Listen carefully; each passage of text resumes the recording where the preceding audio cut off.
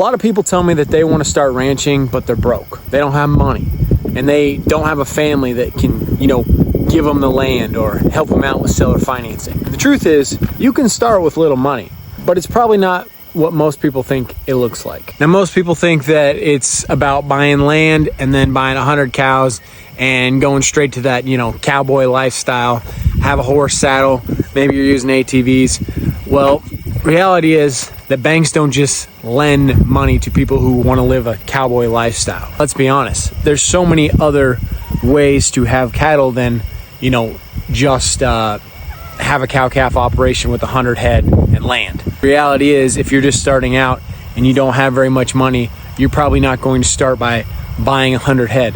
Cattle prices are extremely high right now. Let's get into how you just get started when you're broke. Now, there's 4 big things that I want to talk about in this video. And number 1 is leasing land. So if you don't have land, you need to consider leasing before buying, because buying is much more unlikely, especially when you're just getting started. If you don't have capital, if you're broke, a bank is not just going to give you the money because you're buying the land. They want to know that you can make enough income off that land to, make the land payments. It doesn't come down to just that. It comes down to getting the land purchased. And a lot of times, if you're going to an auction, you won't make it happen. And especially in my area where there's row crops, it's extremely hard to buy pasture if it has potential to become crop ground. The crop guys are probably going to outbuy it, or the investors are going to outbid you.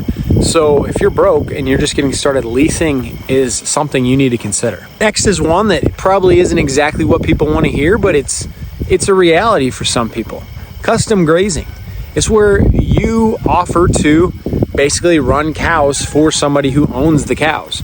So you're not necessarily owning the cows yet, but you're getting experience, and you're running the cows for this individual. Now, if you don't have very much experience, it might be hard to get a custom grazing position or job, whatever you want to call it. And not only that, but you either need to have the land, or the person who is hiring you has to have the land. And if they own the land and they're just hiring you for the work, you're probably not going to make very much money. So it's an option, and it's something I think some of you should consider, especially if you're young, if you're single and you're just looking for work right now and you just want some more experience. Consider going that route temporarily. Now, don't get caught up thinking that that's going to be your end goal if it's not your end goal.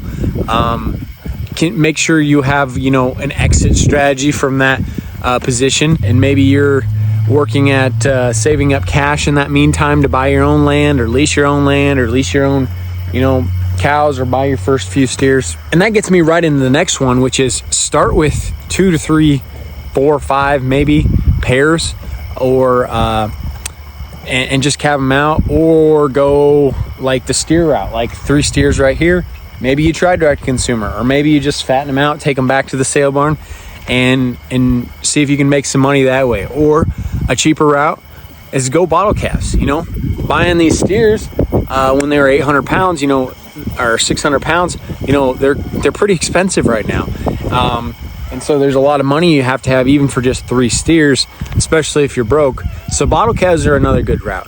But the big thing here is, don't think you have to go buy 100 head. It's not going to happen right away.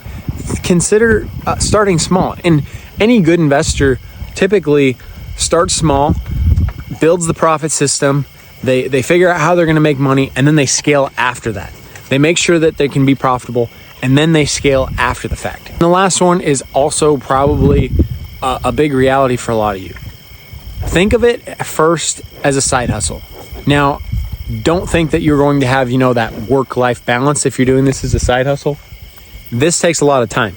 Even doing this, it takes time. There's a lot that goes into it, especially if you're calving out cows, if you're doing the pair route, or if you're doing custom grazing for somebody. There's a lot of work that goes into cattle. You guys, them guys right there, they're a lot of work. So understand, as a side hustle, you're going to sacrifice a lot of time. But the benefit is you have that full-time income yet. If you're doing a side hustle route, I highly recommend considering maybe, doing the, a few steers route, or maybe the bottle calves route again. Starting small is a big one, but I think the side hustle route is reality for a lot of people. Keep that full-time income and use as much cash as possible. Don't try to go borrow a bunch of money if you don't have to. With that being said, here's what doesn't work.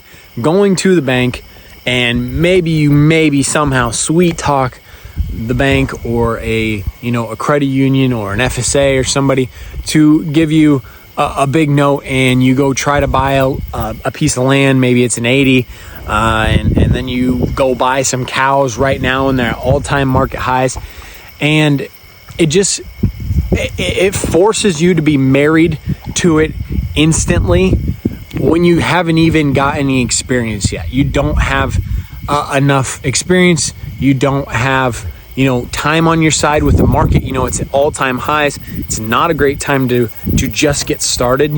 If you're just trying to take on huge amounts of risk and debt and just forcing yourself into those contracts and those payments for a long time, 30 years sometimes, that is something that typically doesn't work. There's a lot of people who get started in debt and they stay in debt their entire lives, and that's not what we're trying to do. It's not what we're trying to do with this channel. It's not what we're trying to do in the Agri Summit community. I mean, ranching, cattle operations, they're tough enough. You might as well not have those payments. So can you start ranching or start a cattle operation if you're broke? Yes, but it's probably not going to look exactly like you planned, and that's okay.